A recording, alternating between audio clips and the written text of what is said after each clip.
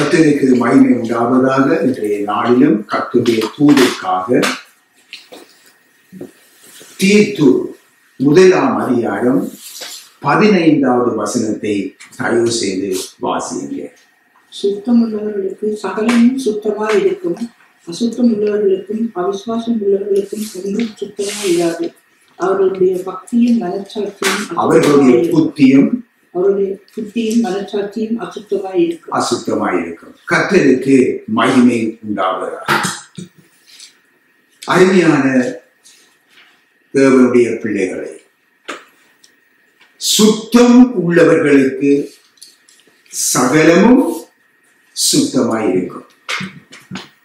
பொதுவாக பாருங்க, சுத்தம் என்றால் என்ன? பொதுவாக நாங்கள் பார்க்கும் பொழுது குளித்து முழுகி சுத்தமான ஆடை அணிந்து புதிய ஆடை அணிந்து இப்படியாக ஒரு காரியத்தை செய்வதன் மூலமாக நாங்கள் சுத்தமாய் இருக்கிறோம் என்று சொல்லி நாங்கள் எண்ணுகிறோம். நல்லது. இன்னும் பாருங்க, குளித்து முழுகி வெள்ளை ஆடை அணிந்து இன்னுமாக ஒரு சுத்தமான ஆடை அணிந்து புதிய ஆடை அணிந்து இன்றைக்கு வணக்க ஸ்தலங்களுக்கு ஜனங்கள் செல்லுவார்கள். நல்லது. இது எல்லாம் தவறு அல்ல. ஆனால் இவையெல்லாம் மனிதன் காணும் சுத்தம். மனிதன் காணும் சுத்தம். பின்ன தேவனுடைய வேதம் கூறுகின்ற சுத்தம் என்ன? தேவனுடைய வேதம் கூறும் சுத்தம் அது வித்தியாசமானது. அதான் ஆண்டவர் சொல்லுகிறார். என்ன தெரியுமா? தேவன் சொல்லுகிறார், மனிதன் முகத்தை பார்க்கிறான், தேவனோ இருதயத்தை பார்க்கிறார். மனிதன் முகத்தை பார்க்கிறான், தேவனோ இருதயத்தை பார்க்கிறார். ஆகவேதான் ஆண்டவர் இயேசு சொல்லுகிறார். என்ன தெரியுமா? இருதயத்தில் சுத்தம் உள்ளவர்கள் பாக்கியவான்கள், அவர்கள் தேவனை தரிசிப்பார்கள். பின்னாகவே வெளி சுத்தம் அவசியம் இல்லை என்றல்ல. ஆனால் தேவன் பார்க்கிற சுத்தம் இருதயத்திலே இருக்கிறது. நம்முடைய இருதயம் சுத்தமாய் இருக்கிறதா என்பதுதான் தேவனுடைய எதிர்பார்ப்பு. ஆண்டவர் இயேசு மனிதனுடைய இருதயத்தை பார்க்கிறார். ஒவ்வொருடைய இருதயத்தையும் அவர் பார்க்கிறார். பார்க்கும் பொழுது அந்த இருதயத்திலே அவர் என்ன காணுகிறார்? இதைத்தான் நாம் அறிய வேண்டும். ஆண்டவர் இயேசு இருதயத்தை பார்க்கிறார், இருதயத்தை சோதித்து அறிகிறார், நம்முடைய நினைவுகளை சோதித்து அறிகிறார். பின்னாகவே அவர் இந்த இருதயத்தை பார்க்கும் பொழுது, என்னுடைய இருதயத்தை உங்களுடைய இருதயங்களை பார்க்கும் பொழுது அங்கே அவர் என்ன காணுகிறார் என்று அவரே சுட்டி காட்டுகிறார். மத்தேயு சுவிசேஷம் 15ஆம் அதிகாரத்திலே 19வது வசனத்தை வாசிக்கிறேன். எப்படி எனில் இருதயத்திலிருந்து பொல்லாத சிந்தனைகளும் விபச்சாரங்களும் வேசித்தனங்களும் களவுகளும் பொய்ச்சாட்சிகளும் தூஷணங்களும் புறப்பட்டு வரும். பின்ன பாருங்க, பொல்லாத சிந்தனைகள் இதயத்தில் இருக்கிறதை பார்க்கிறார். பொல்லாத சிந்தனைகள். அடுத்தது கொலை பாதகங்கள், விபச்சாரம், வேசித்தனம், களவு, பொய்ச்சாட்சி, தூஷணம், இதுகள் எல்லாம் நம்முடைய இருதயத்தில அவர் பார்க்கிறார். பார்த்தீங்களா? பின்ன இவங்க பொல்லாத சிந்தனை, கொலை பாதகம் என்று சொல்லும் பொழுது பாருங்க, ஒருவரை ஒருவர் கொலை செய்வது கொலை பாதகம். அடுத்தது ஒரு சகோதரனை பகைக்கிறது, அது கொலை பாதகம். ஒரு சகோதரனை கண்டால் பாருங்க, வெளியிலே நாங்கள் பிரேசலோடு சொல்லுவோம், ஆனால் நம்முடைய இதயத்திலே அவனை குறித்து ஒரு வைராக்கியம் இருக்கும். அவனை குறித்து ஒரு வைராக்கியம், இவனுக்கு எப்பொழுது தீங்கை செய்யலாம் என்று சொல்லி ஒரு வைராக்கியம் இருக்கும். பின்ன இது கொலைபாதகம். அடுத்தது பாருங்க, தற்கொலை செய்கிறது. தற்கொலை செய்கிறது கொலைபாதகம். இன்றைக்கு எத்தனை பேர் பாருங்க தங்களையே தாங்கள் கொலை செய்து கொள்ளுறாங்க. சில பேர் பாருங்க தேசங்களுக்காக நாங்கள் தற்கொலை செய்து கொள்கிறோம் என்கிறார்கள். இவ்விதமாக காரணம் எல்லாம் கொலைபாதகங்கள். ஆக இவையெல்லாம் பிசாசினால் உண்டாகிற காரியம். பின்னாகவே இவையெல்லாம் நம்முடைய இதயத்திலே இருக்கிறதாக கர்த்தர் காணுகிறார். பின்ன மனுஷனுடைய வெளிப்பார்வையிலே அவன் சுத்தவான், தேவனுடைய பார்வையிலே தீட்டுப்பட்டவன். நன்றாக புரிந்து கொள்ளுங்கள். இன்றைக்கு பாருங்கள் சில மதங்கள் பாருங்க, அவன் தீட்டு இவன் தீட்டு, அதில் அவர் வந்தா தீட்டு, இந்த ஒரு நல்ல காரியத்துக்கு இவன் வரக்கூடாது அது தீட்டு என்றெல்லாம் சொல்லுவாங்க. சரியா? ஆனால் அவர் சொல்லுகிறவனே தான் தீட்டாயிருக்கிறேன் என்பதை உணர்ந்து கொள்வதில்லை. இதுதான் மனிதனுடைய நிர்பந்தமான ஒரு நிலை. அவன் அப்படி தீட்டு இப்படி தீட்டு என்று சொல்லுவார்கள். ஒரு நல்ல காரியங்களுக்கு அது அப்படி தீட்டு, இப்படி தீட்டு, இவை வந்து முடிச்சிடக்கூடாது, இவங்க அதுல முடிச்சிடக்கூடாது என்றெல்லாம் சொல்லுவாங்க. ஆனால் அவனே தீட்டாயிருப்பதை உணராமல் இருக்கிறான். இது மனுஷனுடைய நிர்பந்தமான நிலை.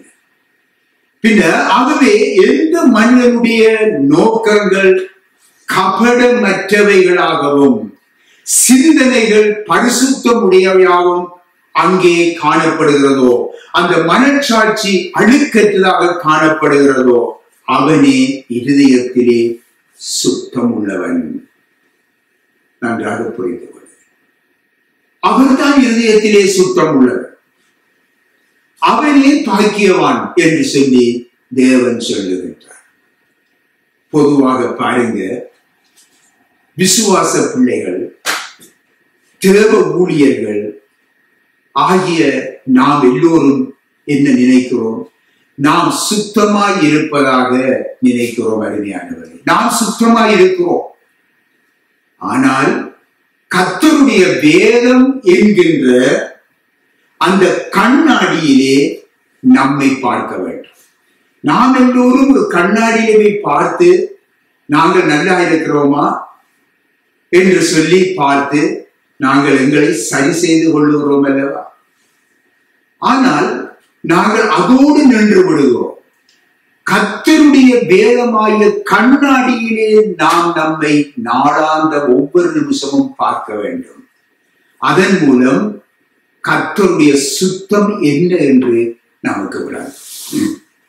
கர்த்தருக்கு மகிமை உண்டாவதா. ஆகவே மறுபடியும் பிறந்த ஆவிக்குரிய பிள்ளைகள் கர்த்தர் இயேசு கிறிஸ்துவின் இரத்தத்தினாலே சுத்தமாக்கப்படுகிறார்கள் என்பது மறுக்க முடியாது. அருமையானவர்கள், கர்த்தர் இயேசு கிறிஸ்துவின் இரத்தத்தினாலே சுத்தமாக்கப்படுகிறார்கள், மறுக்க முடியாது. ஆனால் உலகத்தின் அசுத்தங்கள் பாருங்க, அந்த உலகத்தின் அசுத்தங்களாலும் அந்த மாംസ இச்சைகளாலும் ஒவ்வொரு நிமிடமும் அசுத்தம் அடைகிறோம் என்பதை யாரும் எண்ணி பார்ப்பதில்லை. பொதுவாக பாருங்க, பொதுவாக நாம் அறிந்த மட்டில் கம்ப்யூட்டருக்குள்ள சொல்லுவாங்க, இடைக்கிற இந்த கிளீனிங் போட்டு இதை துப்புரவாக்குவோம். ஏனென்றால் பலரும் வந்து வந்து வந்து அதுக்குள்ள அடைஞ்சு கொள்ளும் என்று சொல்லி தருவாங்க. அது உண்மை. வந்து அசுத்தங்கள் அடையும் பொழுது ஒரு நாளைக்கு அது கொஞ்சம் கொஞ்சமாக அப்படியே நின்றும் வேலை செய்யாம. பின்ன நாம் எப்பொழுதும் அந்த கிளீனரை பாவிச்சு அதை கிளீன் பண்ணி கொள்ளணும், அசுத்தங்களை களைய வேண்டும். இப்படித்தான் அருமையானவர்களே, நம்முடைய இருதயத்திலும் நம்மை அறியாமலேயே நமக்கு தெரியாமலேயே அசுத்தங்கள் வந்து நம்மை அடைகிறது. பின் ஆகவே இந்த அசுத்தங்களை நாம் கிளீன் பண்ண வேண்டும் என்றால் அருமையானவர்களே, தேவனுடைய வேதமாகிய கண்ணாடியிலே நம்மை பார்த்து பார்த்து பார்த்து துப்புரவு செய்து கொள்ள வேண்டும். இந்த உலகத்தின் அசுத்தங்களாலும் மாம்ச இச்சைகளாலும் ஒவ்வொரு நிமிடமும் நாம் அசுத்தம் அடைகிறோம் என்பதை நாம் புரிந்து கொள்ள வேண்டும். தங்களை அறியாமல் தங்களுடைய இச்சைகளை அவர்கள் ஜெயிக்க முடியாமல் இன்றைக்கு அசுத்தம் அடைகிறார்கள். இன்னமாக பார்க்கும் பொழுது ஆண்டவர் இயேசு கிறிஸ்துவின் இரத்தத்தினாலே நாங்கள் கழுவப்பட்டிருக்கிறோம் உண்மை, நாங்கள் சுத்தமாக்கப்பட்டிருக்கிறோம் உண்மை. தங்களுடைய பலவீனங்களினாலே நாங்கள் மாசு அடையும் போது பாவம் இல்லாதவராய் இருக்கிற அந்த நமது பிரதான ஆசாரியராகிய கர்த்தர் இயேசுவின் கிருபாசன தண்டைக்கு நாம் போய்விட வேண்டும். நன்றாக புரிந்து கொள்ள தினமும் தினமும் அவருடைய வார்த்தையாகிய அந்த கண்ணாடியிலே நம்மை பார்த்து பார்த்து பார்த்து நம்மை சுத்திகரித்துக் கொள்ள வேண்டும். அருமையானவர்களே, நாங்கள் சுத்தமாக்கப்பட்டவர்கள் தான். ஆனாலும் நாம் அசுத்தம் எங்களை வந்து அடைந்து கொண்டிருக்கிறது. இது பற்றி நீங்கள் யோவான் சுவிசேஷத்திலே 13ஆம் அதிகாரத்தை நீங்கள் எடுத்து வாசித்து பாருங்க. அங்கே ஆண்டவர் இயேசு பேதுருவிடத்திலே ஒரு வார்த்தை சொல்லுகிறார். முழுகினவன் தன் கால்களை மாத்திரம் கழுவ வேண்டியதாய் இருக்கிறது, மற்றபடி அவன் முழுவதும் சுத்தமாயிருக்கிறான் என்று சொல்லுவதை நீங்கள் அங்கே பார்க்கலாம். நாம் இயேசுவின் இரத்தத்தினாலே கழுவப்பட்ட பிள்ளைகள். ஆகவே நாம் மீண்டும் மீண்டுமாக அவர் ஆண்டவர் இயேசு கிறிஸ்துவினாலே கழுவப்பட்ட சொல்லி நாங்கள் மீண்டும் மீண்டும் ஞானஸ்நானம் போய் எடுக்கிறோமா? மனம் திரும்பி ஞானஸ்நானம் எடுக்கிறோமா? இல்லை. நாம் ஒரு தரம் கழுவப்பட்டு விட்டோம். இப்பொழுது நாம் நம்முடைய கால்களை மாத்திரம் கழுவினால் போதும்.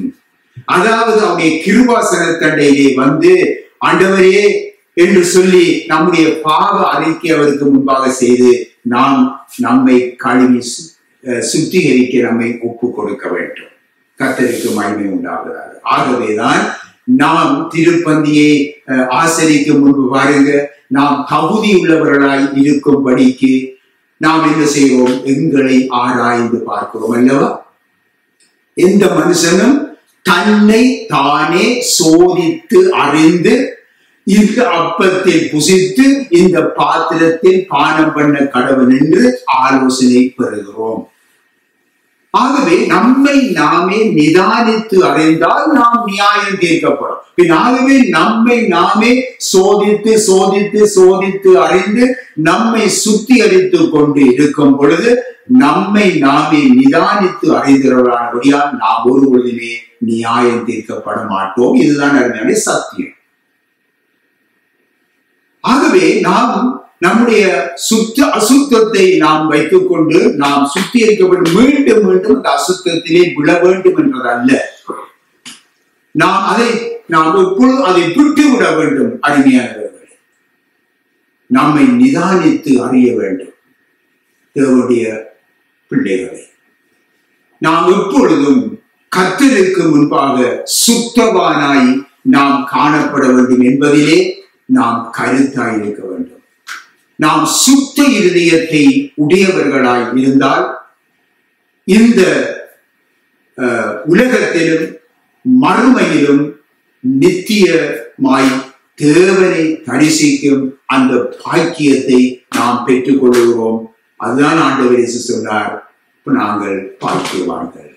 இருதயத்திலேயே சுத்தம் உள்ளவர்கள் பாக்கியவான்கள், அவர்கள் தேவனை தரிசிப்பார். சரி, நாம் அதற்காக கவனிக்க வேண்டிய சிலவற்றை நாங்கள் பார்ப்போம். இப்பொழுது நாம் சுத்தமானவர்கள், ஆகவே நாம் கழுவப்பட்டவர்கள். நாம் இப்பொழுது தேவனோடு நாம் ஒப்புரவாக்கப்பட்டவர்கள். இந்த ஒப்புரவாக்கப்பட்ட இந்த ஒப்புரவாகுதலிலே நாம் நிலைத்திருக்க வேண்டும் அல்லவா?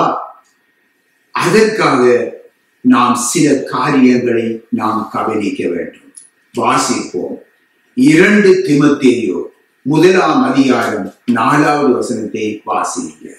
2 தீமோத்தேயு 1ஆம் அதிகாரம் 4ஆம் வசனம். உன்னில் உள்ள மாயமற்ற விசுவாசத்தை நினைவு கூறுவதனால் என் முன்னோர்கள் முதற்கொண்டு சுத்த மனசாட்சியோடு ஆராதித்து வரும் தேவனை நான் ஸ்தோத்தரிக்கிறேன். கர்த்தருக்கு மகிமை உண்டாவதாக. உன்னில் உள்ள மாயமற்ற விசுவாசத்தை நினைவு கூறுகிறதினால் என் முன்னோர்கள் முதற்கொண்டு சுத்த மனசாட்சியோட ஆராதித்து வரும் தேவனை என்று சொல்லி நாங்கள் பார்க்கிறோம். பின்னாகவே நாம் தேவனை ஆராதிப்பதற்கு சுத்த மனசாட்சி அவசியம். தேவனுடைய பிள்ளைகளே, நாம் சுத்தம் உள்ளவர்கள். இப்ப சுத்த மனசாட்சியோட தேவனை நாம் ஆராதிக்க வேண்டும். பின்னர் கழுவப்பட்ட பிள்ளைகள், சுத்தமாக்கப்பட்ட பிள்ளைகள், அவர்கள் தேவனை ஆராதிக்கிற ஜனங்கள். ஆனால் இந்த தேவனை ஆராதிக்கிற ஜனங்கள் அவர்கள் சுத்த மனசாட்சி உடையவர்களாய் காணப்பட வேண்டும் என்று கர்த்தர் எதிர்பார்க்கிறார். பின்னாகவே இந்த சுத்த மனசாட்சியோடு நாம் தேவனை ஆராதிக்கிற பொழுது நாம் தேவனோடு எப்பொழுதும் ஒரு நெருங்கிய உறவை நாம் வைத்துக் கொள்ளுகிறோம். நம்முடைய ஆராதனையிலே சுத்த மனசாட்சி இல்லாவிட்டால் நம்முடைய ஆராதனை வீண். அருமையானவர்களே, தேவ பிரசன்னத்தை நாம் காணவே முடியாது. ஆகவே அருமையானவர்களே, நம்முடைய துதிகள் வீண், நம்முடைய ஜெபங்கள் வீண், காணிக்கைகள் வீண். இவைகளுக்கு முன் தேவன் நம்மை அங்கீகரிக்க வேண்டும்.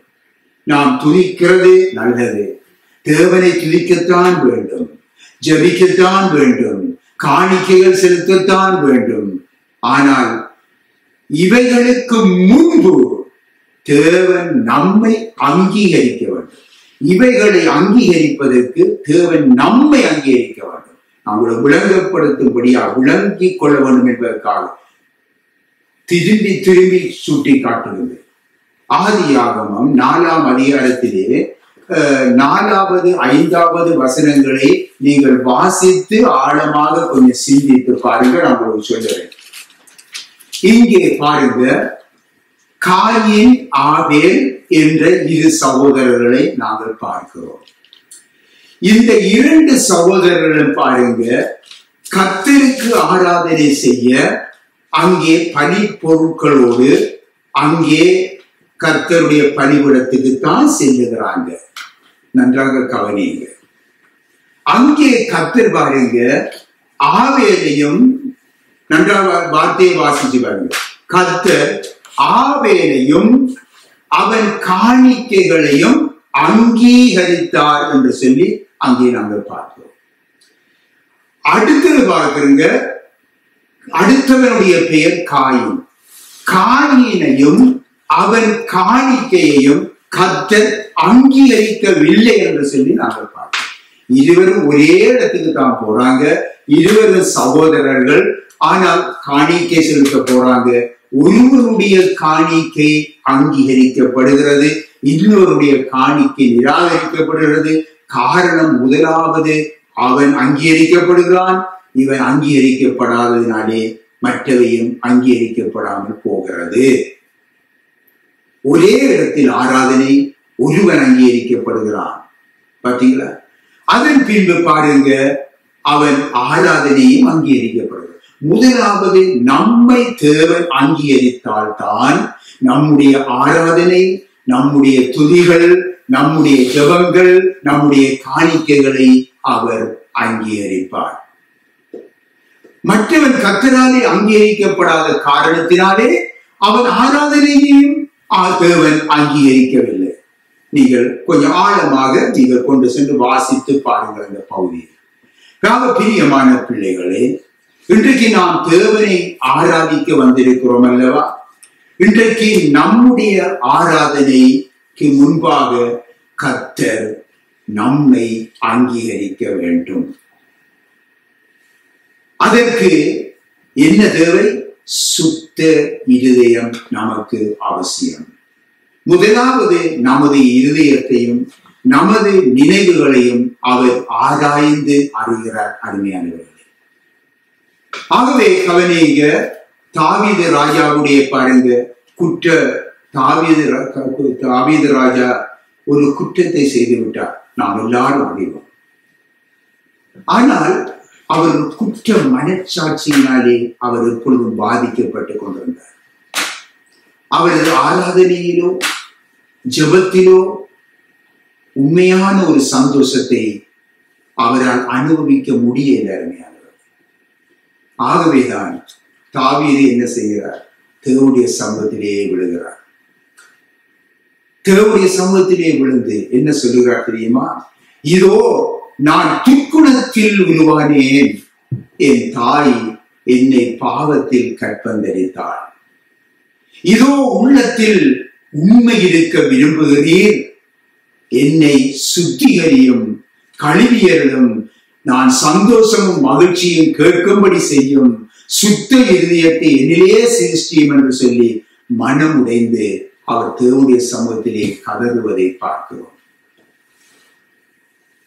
அருமையானவர்களே, வாசியுங்க 2 தீமோத்தேயு 2ஆம் அதிகாரம் 22வது வசனத்தை வாசியுங்க. அன்றியும் பாலியத்துக்குரிய இச்சைகளுக்கு நீ விலகி ஓடி சுத்த இருதயத்தோடே கர்த்தரை தொழுது கொள்ளுகிறவர்களுடனே நீதியையும் விசுவாசத்தையும் அன்பையும் சமாதானத்தையும் அடையும்படி நாடு. கர்த்தருக்கு மகிமை உண்டாவதாக. பாலியத்துக்குரிய இச்சைகளுக்கு நீ விலகி ஓடி சுத்த இருதயத்தோடே தேவனை ஆராதிக்கிறவர்களோடே அந்த ஆராதனையிலே கலந்து கொள் என்று சொல்லி எழுதப்பட்டிருக்கிறது. ஆகவே இன்றைக்கு நம்முடைய தனிப்பட்ட வாழ்க்கையிலும் சரி, குடும்ப வாழ்க்கையிலும் சரி, சபை வாழ்க்கையிலும் சரி, தேவனை ஆராதிக்கவும் தொழுது கொள்ளவும் ஜெப விண்ணப்பங்களை ஏறெடுக்கவும் முதலிலே சுத்த இருதயத்தை தேவன் நம்மிலே எதிர்பார்க்கிறார். கர்த்தருக்கு மகிமை உண்டாவதாக. சரி, அடுத்ததாக நமது பக்தி வாழ்க்கையிலே சுத்தம் காணப்பட வேண்டும். நாம் இப்பொழுது ஆராதனையிலே பார்த்தோம். அடுத்தது பக்தி வாழ்க்கையிலே நாம் நம்முடைய சுத்தம் காணப்பட வேண்டும். அருமையானவர்களே, பிரியமானவர்களே, பொதுவாக பாருங்க, மகனே, மகளே, சகோதரனே, சகோதரியே, தேவபக்தியாயிருங்கள் என்று சொல்லி நம்மை பார்த்து பெரியவர்கள் புத்தி சொல்லுவதை பொதுவாக கேட்டிருக்கிறோம். தேவபக்தியாயிரு மகனே, தேவபக்தியாயிரு மகளே என்றெல்லாம் சொல்லுவாங்க. அந்த சகோதரன், அந்த சகோதரி, அந்த அம்மா, அந்த ஐயா, அந்த ஊழியக்காரன் எவ்வளவு தேவபக்தி உள்ளவர்கள் என்று சொல்லி கூட பொதுவாக நாங்கள் கூறுவதை கேட்டிருக்கிறோம். இது நல்லது. இது பொதுவாக மனுஷருடைய சாட்சி.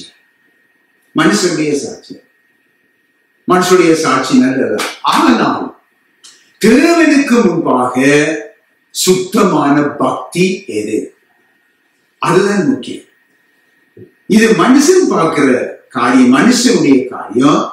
தேவனுடைய பார்வையிலே சுத்தமான பக்தி எது? வாசியிலே யாக்கோபு 1:27 வாசிங்க. யாக்கோபு 1:27 வாசிங்க. திக்கற்ற பிள்ளைகளும் விதவைகளும் படுகிற உபத்திரவத்திலே அவர்களை விசாரிக்கிறதும் உலகத்தால் தடைப்படாத படிக்கு தன்னை கொள்வதுமே பிதாவாகிய தேவனுக்கு முன்பாக மாசில்லாத சுத்தமான பக்தியாயிருக்கிறதே.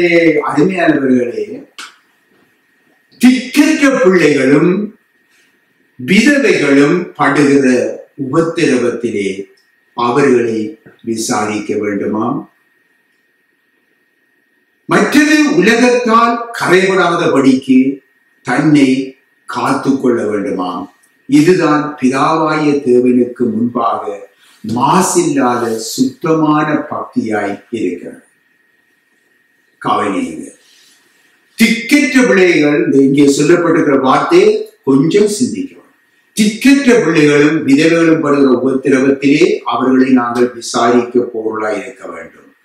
ஆகவே ஆண்டவர் சொல்லி இருக்கிறார், ஆம், நான் ஒரு தேவபக்தியுள்ள மகனாக மகளாக காணப்பட வேண்டும். அதற்கு இவர்களை நாடி நான் சென்று விசாரிக்க வேண்டும் என்று இருக்கும் பொழுது, இன்றைக்கு ஒரு திக்கற்ற பிள்ளை அல்லது ஒரு திக்கற்ற பிள்ளை ஒரு பெண் பிள்ளையா இருக்கலாம், அல்லது அடுத்தது விதவைகள் இருக்கிறார்கள், அவர்கள் உபத்திரப்படுகிறார்கள். நாம் விசாரிக்க போக வேண்டும் என்றால் இன்றைக்கு நாம் நிச்சயமாக அவர்களை சென்று விசாரிக்க வேண்டும். அதே வேளையிலே இன்றைக்கு ஆண்கள் கர்த்தருடைய வார்த்தை இப்படி சொல்லுகிறேன் என்று சொல்லி தனிமையிலே அவரிடத்திலே செல்லக்கூடாது. அவர்கள் குடும்பமாக செல்ல வேண்டும், அல்லது இன்னொரு சகோதரியோடு அல்லது குடும்பத்தோடு செல்ல வேண்டும். தவிர தனிய செல்லக்கூடாது. என்றால் நாங்கள் செல்லும் பொழுது பாருங்கள், உலகம் நம்மை கவனிக்கும்.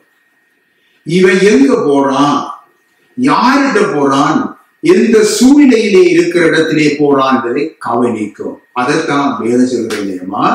இவைகளை விசாரிக்கிறதும் உலகத்தால் கரைபடாதபடிக்கு தன்னையும் காத்துக்கொள்ள வேண்டும். இதை நன்றாக புரிந்து கொள்ள வேண்டும். இன்றைக்கு சில இதுகளிலே பல தவறுகள் விடுறாங்க. அதனால்தான் நாங்கள் சுட்டி காட்ட வேண்டியிருக்கிறது. ஆகவே மட்டுமல்ல, உலகத்தால் நாம் கரைபடுத்தாதபடி நம்மை காத்துக் கொள்ளுகிறது பிதாவாய தேவனுக்கு முன்பாக மாசில்லாத சுத்தமான பக்தியாயிருக்கிறது. கவனிங்க, இந்த தேவ பக்தியாக இருப்பது நல்லது. அதே வேளையிலே வீணான மாயமான தேவ பக்திகளும் இருக்கிறது. அதையும் அறிந்து கொள்ள வேண்டும். தேவ பக்தி, உண்மையான தேவ பக்தியும் உண்டு, மாயமான தேவ பக்தியும் உண்டு. இதை நாம் புரிந்து கொள்ள வேண்டும். அதையும் நாம் அறிந்து கொள்ள வேண்டும். அருமையானவர்களே, அது என்ன என்று சொல்லி பார்க்கும் பொழுது, இன்றைக்கு திக்கற்ற பிள்ளைகளும் விதவைகளும் படுகிற உபத்திரவத்திலே அவர்களை விசாரியாமல் இருந்து கொண்டு உலகத்தால் நம்மை கரைபடுத்தி கொண்டு நாம் இருப்போம் என்றால், அருமையானவர்களே, அது உண்மையாகவே பக்தி அல்ல. ஆனால் மற்றவர்கள் பக்தி உள்ளவர்கள் என்று சொல்லி நினைக்கிறார்கள். ஆனால் தேவனுடைய பார்வையிலே அது வீணான தேவ பக்தியாக மாறுகிறது. கவனியுங்க, வசனம் 26 இருக்க தயவு செய்து வாசிக்கலாம். வாசித்தான் 26. ஒருவன் தன் நாவை அடக்காமல் தன் இருதயத்தை வஞ்சித்து தன்னை தேவ பக்தி உள்ளவன் என்று எண்ணினால் அவனுடைய தேவ பக்தி வீணாய் இருக்கும். தேவ பக்தி வீணாய். பாருங்க அருமையானவர்களே, ஒருவன் தன்னை நாவை அடக்காமல், இப்ப நாங்க சொல்லி பாருங்க, இப்படி இந்த மாதிரி இப்படி எல்லாம் செல்லக்கூடாது சகோதரனே, நீங்கள் துணியோட போக வேண்டும், தனிமையானவர்களுக்கு போகக்கூடாது என்று சொல்லி சொன்னால் என்ன செய்வாங்க? சொல்லுகிறவன தங்களுடைய நாவால சுட்டு தள்ளி போடுவாங்க. அவனுக்கு சில பேசியும் போடுவாங்க. இவனுடைய ஆத்திரம் கொள்வாங்க. ஏன்? அவன்ல இருக்கிற அந்த வீணான தேவ பக்தி அதை செய்ய வைக்கிறது. எனக்கு ஏன் இவன் என்னை தடுக்கிறான் என்று சொல்லி அவன் என்ன செய்கிறான்? நாவினாலே அந்த மற்ற சகோதரியை அல்லது மற்ற சகோதரியை குற்றப்படுத்துவான். பின்னாகவே தங்களுடைய நாவை அவர்கள் அடக்காது போனாலும் அது ஒரு வீணான தேவ பக்தி. மட்டுமல்ல, வேறு வழிகளிலும் நம்முடைய நாவை அடக்கி நாம் பழக வேண்டும். தங்கள் நாவை அடக்காதவர்களின் தேவ பக்தி வேறு என்று சொல்லி வேதம் சொல்லுது. பின்னாகவே பல வழிகளிலும் நாம் நம்முடைய நாவை காத்துக்கொள்ள வேண்டும். பாருங்க, இன்றைக்கு சிங்கம் இருக்குது, புலி இருக்கு, யானை இருக்குது, இதெல்லாம் கொஞ்சம் துஷ்டம் இருக்கும். இதை பாருங்க, மனுஷன் அடக்கி போடுறான். மனுஷன் அடக்கி போடுறான். அடக்கி போட்டு பாருங்க, யானைய சர்க்கஸ் காட்டுன்னா அது காட்டும். சர்க்கஸ் காட்டுக்கிறதெல்லாம் பழக்கி வச்சிருக்கிறாங்க. அதுக்கு சொல்லுகிற அந்த ஆள் அவனுக்கு ஒரு பெரிய அதுக்கு ஒரு பெரிய காரியம் இல்லை. ஒரு சாடியா இழுத்து போட்டு மிதிச்சு விட்டா சரி.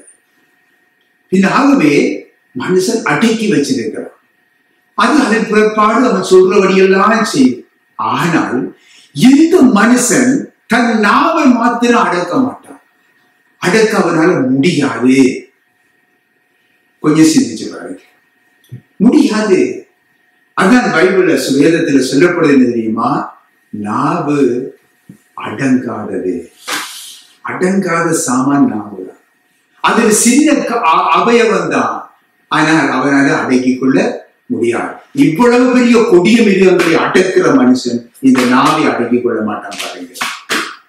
ஆகவே அருமையானவர்களே, பிரியமானவர்களே, திக்கற்றவர்கள், எளியவர்கள், ஆதரவற்றவர்கள், புருஷன் இழந்தவர்கள், இன்னும் கைவிடப்பட்டவர்கள், பெற்றோரை விசாரித்து அவர்களுக்கு உதவாதவர்கள், அவர்கள் எல்லோரும் என்ன சொல்ற அவருடைய பக்தி எல்லாம் வீணமையா. வாயால் எதையும் சொல்லி போடலாம், ஆனால் அருமையானவர்களே, இவையெல்லாம் அவருடைய பக்தி வேறு. தன் நாவை அடக்காதவனின் தேவ பக்தி வேறு. ஆகவே நம்முடைய தேவ பக்தி சுத்தமான தேவ பக்தியாக இருக்க வேண்டும். கர்த்தருக்கு மகிமை உண்டாக. இறுதியாக அப்போஸ்தலர் நடவடிக்கைகளிலே 20ஆம் அதிகாரத்திலே 26, 27 வாசிங்க. தேவனுடைய ஆலோசனையில் ஒன்றையும் நான் மறைத்து வைக்காமல் எல்லாவற்றையும் உங்களுக்கு அறிவித்தபடியினாலே எல்லாருடைய இரத்தப்படிக்கு நீங்கி நான் சுத்தமாய் இருக்கிறேன் என்பதற்கு உங்களை இன்றைய தினம் சாட்சிகளாக வைக்கிறேன். கர்த்தருக்கு மகிமை உண்டாவதாக. தேவனுடைய வார்த்தைகள், ஆலோசனைகளை மறைக்காமல் திட்டமாக உபதேசிக்க வேண்டுமா? பின்ன மனுஷனுக்கு பயந்து அவர்களுடைய உறவு கெட்டு போயிருமே என்று சொல்லி பயந்து, அல்லது என்னுடைய நண்பருடைய சிநேகிதம் அற்று போயிருமே என்று பயந்து, அல்லது அவர்கள் என்னை பகைப்பார்களே என்று சொல்லி பயந்து, சத்தியத்தை அவர்களுக்கு உபதேசிக்காமல் சொல்லாமல் மறைத்து வைப்பேனாயில் நம்முடைய ஊழியம் சுத்தமாயிருக்காது. நான் புரிந்து கொள்கிறேன், சுத்தமாயிருக்காது. இன்னுமாக பாருங்க, மனித புகழ்ச்சி, அடுத்தது நம்மை வருகின்ற மேன்மைகள், இவைகளை விரும்பி, அடுத்தது பணம் பொருளை விரும்பி சத்தியத்தை மறைத்து அவருடைய இதயத்தை குளிர பண்ணும்படியான பிரசங்கங்களை செய்யும் அந்த ஊழியங்களும் சுத்தமற்றது. புரிந்து கொள்ளுங்க. நான் வேற மாதிரியாக பேசக்கூடாது. இப்படியாக பேசினார், அவருடைய இதயம் குளிரும்படியாக பேசினார், அவர்கள் நம்மை புகழுவார்கள், நம்மை மேன்மைப்படுத்துவார்கள், நமது காணிக்கைகள் தருவார்கள், பணம் பொருளை எல்லாம் காணிக்கைகள் நன்கொடைகளாக கொண்டு தருவார்கள் என்று சொல்லி சத்தியத்தை பேசாமல் நான் மனித புகழ்ச்சிகளையும் இவைகளையும் விரும்பினால் செயல்படுவேன் என்றால் நம்முடைய ஊழியம் சுத்தமற்றது. அப்போஸ்தலர் பவுல் சொல்லுகிறார் பாருங்க. அப்போஸ்தலர் பவுல் சத்தியத்தை சொன்னதினாலே நான் சத்துருவானேன் என்று கேட்கிறாராம். அவர் சத்தியத்தை பிரசங்கித்ததினாலே அவரை சத்துருவாக எண்ணினார்கள் பாருங்க. அவ்விதமான ஒரு மனுஷன் சத்தியத்தை சத்தியமாக சொன்னார். எந்த சூழ்நிலையை அவர் பார்க்கவில்லை, யார் என்று பார்க்கவில்லை, சொன்னார் அவருடைய வார்த்தைகளை. அதனாலே பாருங்க, கடைசியில் பவுலை விட்டு எல்லாரும் போனாங்க. வெறுமையானவராக நின்றார். அருமையானவர்களே, காரணம் என்ன? பவுல் சத்தியத்தை சத்தியமாக சொன்னதினாலே, கண்டித்துணர்த்தினாலே, புத்தி இல்லாத கலாத்தியரை என்று பேசினாலே பாருங்க. ஆமறிஞானவர் ஏன் பவுல் தேவனை திருப்திப்படுத்த அவர் தெரிந்து கொள்ளப்பட்டவர். இன்றைக்கு பாருங்க, இன்னும் சிலர் பாருங்க, தங்களுடைய சபைக்கு ஒரு கூட்டம் வர வேண்டும் என்பதிலே தான் குறியாக இருப்பாங்க. ஒரு கூட்டம் வந்து நிற்க வேண்டும் என்று சொல்லி எப்பொழுதும் குறியாயிருப்பார்கள். ஏன் தெரியுமா? அவர்களை திருப்திப்படுத்தக்கூடிய விதத்திலேயே பேசுவார்கள். அவர்களை திருப்திப்படுத்துவதை நடப்பார்கள். அவர்களுக்கு ஏதாவது சொன்னால் அவர்கள் சபையை விட்டு போயிடுவாங்களே என்று சொல்லி பயப்படுறாங்க. உண்மை அப்படித்தான் இன்றைக்கு. அதற்காக சத்தியத்தை நாம் மறைக்க முடியாது. அப்படி மறைப்பேன் என்றால் அருமையானவர்களே, நம்முடைய ஊழியம் அசுத்தம் அடையும், சுத்தமற்றதாய் இருக்காது. ஆகவே அருமையானவர்களே, சத்தியத்தை சத்தியமாக பேச வேண்டும். தேவனை திருப்திப்படுத்தும்படியாகவே நாம் ஊழியங்கள் செய்ய வேண்டும். இன்னும் சிலர் பாருங்க, ஜனங்கள் சிரித்து மகிழும்படியாக பிரசங்கம் செய்வார்கள். அதனால அதுக்கண்டே ஓடுவாங்க சனம். இன்றைக்கு அந்த பிரசங்கியார்கிட்ட போனா நல்லா சிரிக்கலாம்னு சொல்லி போட்டு போவாங்க. ஆனா கர்த்தருடைய வேதம் அப்படிப்பட்ட ஊழியத்திலே சுத்தத்தை காண்பதில்லை. அருமையானவர்கள், இன்றைக்கு நாம் செய்யும் ஊழியம் சுத்தமாய் இருக்கிறதா என்பதை நாம் ஒவ்வொருவரும் ஆராய்ந்து பார்ப்போம். நாம் ஒவ்வொருவரும் அருமையானவரை கர்த்தருடைய ஊழியக்காரர். நான் ஒரு வகையிலே ஒரு ஊழியக்காரர், நீங்கள் ஒவ்வொருவரும் ஒரு வகையிலே இன்னொரு ஊழியக்காரர். ஒவ்வொருவரும் ஒவ்வொரு அழைப்பை பெற்றிருக்கிறீங்க. உங்கள் ஒவ்வொருவருக்கும் ஒரு ஊழியம் தரப்பட்டிருக்கிறது, பரலோக தரம் தந்திருக்கிறது. பின்னாகவே அந்த ஊழியங்களை நான் செய்யும் பொழுது அது சுத்தமாய் இருக்கிறதா, சுத்தமாய் செய்கிறேனா என்பதை அறிந்து கொள்ளுங்கள். இன்றைக்கு நாம் செய்யும் ஊழியம் சுத்தமாய் இருக்கிறதா என்பதை ஆராய்ந்து பாருங்கள். நாம் சுத்தமாக காண்பது தேவனுடைய பார்வையிலே சுத்தமாய் இருக்கிறதா? நாம் சுத்தமாய் காண்பது தேவனுடைய பார்வையிலே சுத்தமாய் இருக்கிறதா என்று சொல்லி நீங்கள் ஆராய்ந்து பாருங்க. நாம் யாரை திருப்திப்படுத்த ஊழியம் செய்கிறோம் சிந்தித்து பாருங்க. நாம் மனிதரை திருப்திப்படுத்தி ஊழியம் செய்யாமல் தேவனையே திருப்திப்படுத்தி ஊழியம் செய்வோம். அருமையானவர்களே, இதுதான் அருமையானவர்களே முக்கிய அருமையானவர்கள். அடுத்ததா பாருங்க, நமது ஒவ்வொரு செயலிலும், இன்றைக்கு உபதேசத்திலும், ஆராதனையிலும், ஊழியத்திலும், தேவ பக்தியிலும், ஜெபத்திலும் கர்த்தருக்கு ஏற்ற சுத்தம் காணப்பட வேண்டும். அதில் கவனமாயிருப்போம். கர்த்தருடைய ஆவியானவர் தாமே உங்களோடு தொடர்ந்து உங்களை வழிநடத்துவாராக. ஆமென். கர்த்தருக்கு மகிமை உண்டாவதாக.